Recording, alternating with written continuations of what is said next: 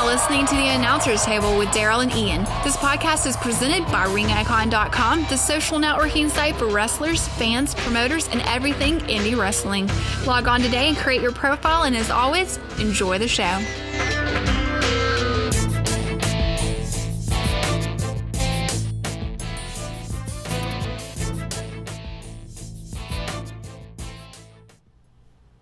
Hey guys, this is Ian. I'm the woo guy. We don't know his name. You don't know his name. Do you know his name? No. I don't What's know his name? I don't know. Woo.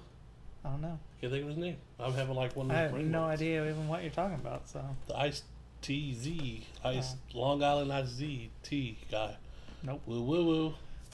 So, this is the Announcer's Table presented by RingIcon.com.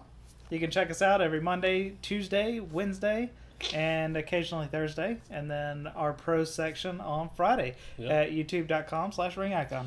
Now, last week we talked about the importance of a website. Right. This week we're going to talk about something way more important than anything else that you got going on. Because without this, you're not going to have anything else going on. Right. Training, okay, and what it means for a promotion. Okay. Right. I'll give my take on it real quick. We'll get your take on it, and we'll go from there.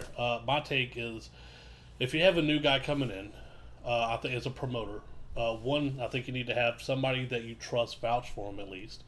And then even though they vouch for him, I think before the show, before audience gets there, once the ring is all set up, you have them get in the ring with one of your veterans, do a couple of spots, nothing like real crazy, just kind of run him through the basics and see if if he can flow, if he has good fluid movement, and it looks good doing it before you just take him at his word and just throw him out there in front of everybody in a live show and setting, and then he just like really screws up. That's the one thing when I worked at when we worked at my uncle's promotion. Right.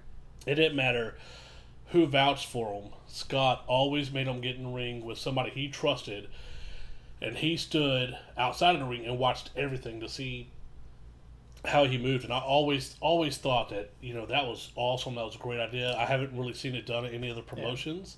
I don't think it's a thing that they really think about, but I think it's a thing they should think about and that you should think about. Right. So, I mean, what is your take on it?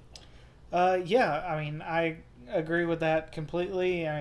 For new guys, you need to come in and you need to prove to other people. I know you might be a veteran yourself and say, I don't need to prove it to anybody, but at the same time, you need to show the people that, if it's a ongoing promotion, if it's a one-night promotion, you're not going to get everybody in the ring and test them out. You know what I mean? I would if they're rather green or something like that. Check them out and make sure that they can do what they say they can do. But other than that, for guys that are veterans and guys that have been wrestling a while, training is still very important. Because if you're not learning new things, then you're getting stale and you're not going to go anywhere. That's the same thing that I kind of upsets me with wrestlers that are veterans. They don't watch WWE, and that's okay. I don't expect everybody to love WWE and to watch it every week and give 8 or 10 hours to WWE every week. But you need to keep up with what's new and what's going on so that you can improve yourself. Exactly. Watching YouTube videos of other indie wrestlers, watching WWE to see what they're doing, to see what you can improve yourself on, and that's part of training. You want to watch because you want to be able to. It's all about, as we talk about this all the time, it's all about your brand. Right. Okay, and as a promotion, if you're running a weekly promotion or a bi-weekly or a monthly promotion, you should really want your guys to get there, after the ring set up, before everybody gets there, and do some practice. I know, is it DSCW up in Blue Ridge?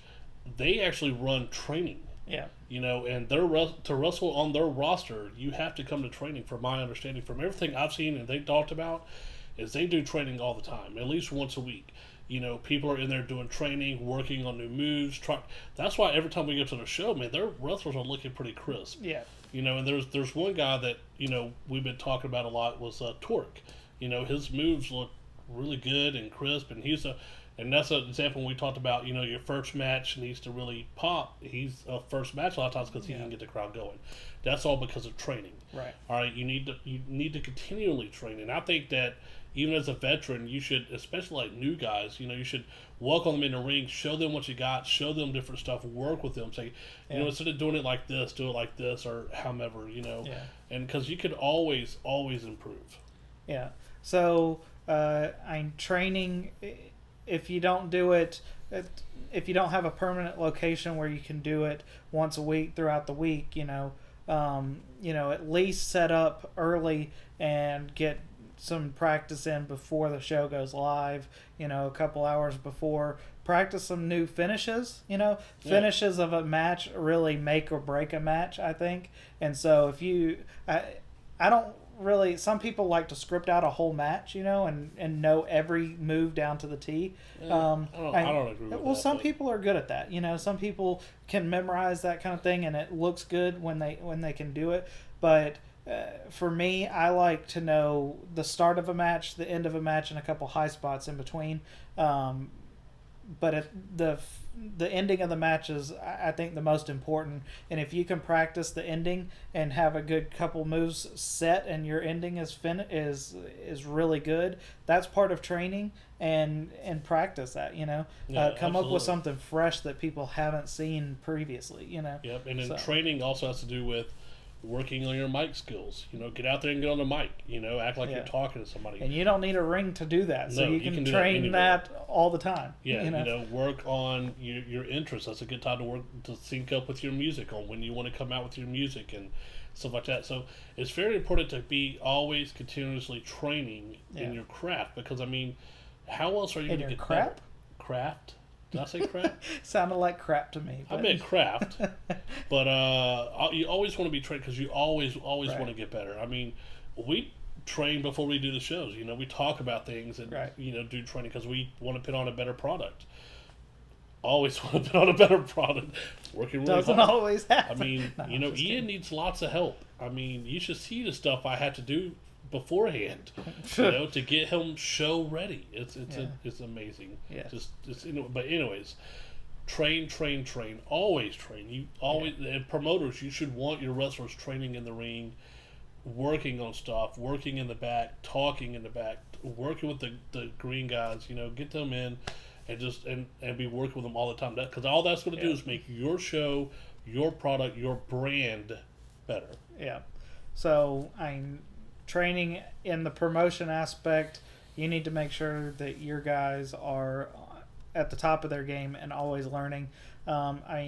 Every profession nowadays has some type of continuing education. Yeah. Well, training for wrestlers is our continuing education.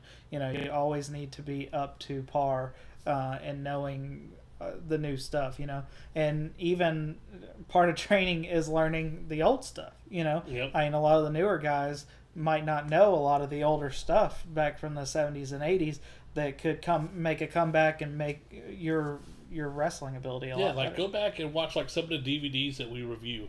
Go back and watch them, because you can see a lot of older moves that you don't see now and be like, oh man, that would be kind of neat to bring that in and do that.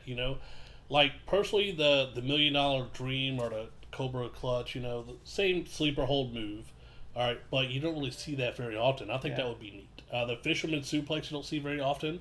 I think that would be neat. To a lot of indie shows.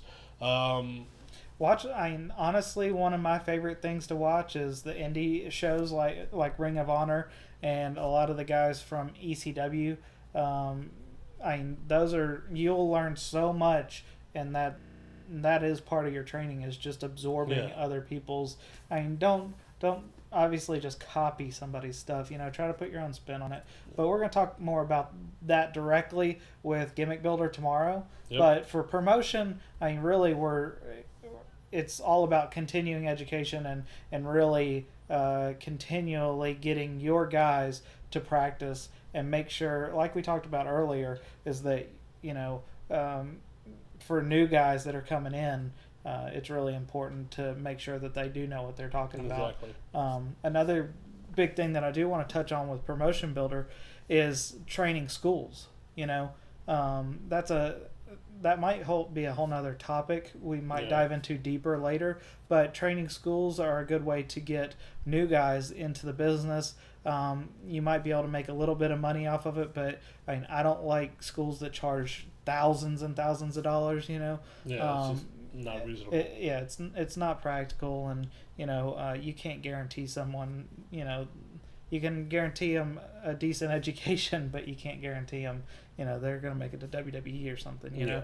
And so, we'll go into training schools later on, but just keep that in mind that it is something that you can. Yeah, and you can, and as a promotion, you can always partner Right. with an already existing training school, Right. or you can try and create one of your own if you have people who know what they're doing. Right. I wouldn't, just if you don't know what you're doing, then don't. Yeah, and don't you have to try. have guys that can dedicate a lot of time into training and make sure that they get the proper time and Yeah.